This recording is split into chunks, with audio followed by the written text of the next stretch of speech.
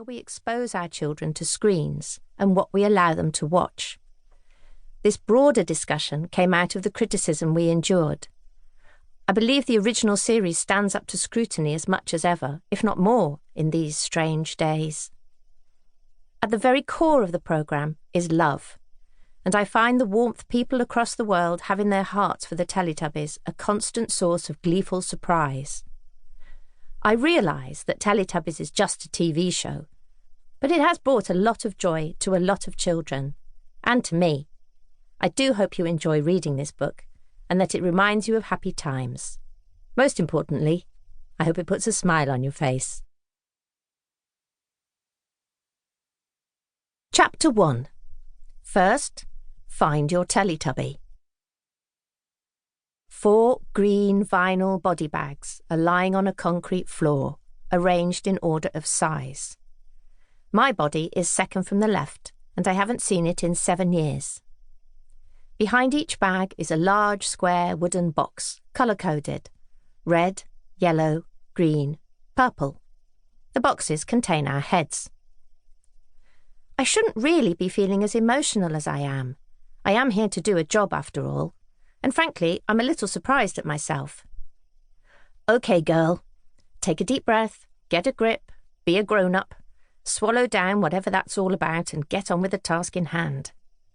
It's the summer of 2014, almost 20 years since I first became a giant yellow puppet, and I have recently been employed as a consultant on the new rebooted version of Teletubbies. The show is being produced by Daryl McQueen, not Ragdoll Productions, the original creators. The rights are now owned by Canadian company DHX, who had tried to make a new version in-house the previous year. When they failed in their attempts, they decided it was because there was something inherently English about the show. It needed to be made in the UK. My role is to ensure authenticity, to inject some of the spirit of the original, so I was asked to come to Twickenham Studios and assist with auditions for the new cast. I've rarely felt as well qualified to do a job, so my usual nerves are somewhat alleviated by an unfamiliar level of confidence in my own abilities. I'm also very excited. Do you ever dream of being reunited with a lost pet? That's sort of how I feel as I stand staring at one of the vinyl bags. I want to play.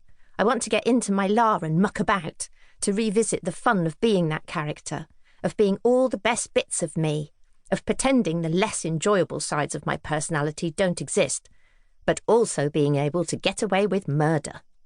However, there is work to be done. The auditions are taking place in a cavernous soundstage, and the head honchos will be seated behind a table at the far end of the space. This means the actors will have to walk the full length of the studio before the audition even starts. I know from experience that this walk will be beyond terrifying. Imagine you're going for a job interview, but instead of just coming into the room, you are scrutinised over a 20-metre distance as you make your way towards those who are judging you. I've always hated that walk. I'm so glad it's not me making it today. Most of the room is empty space.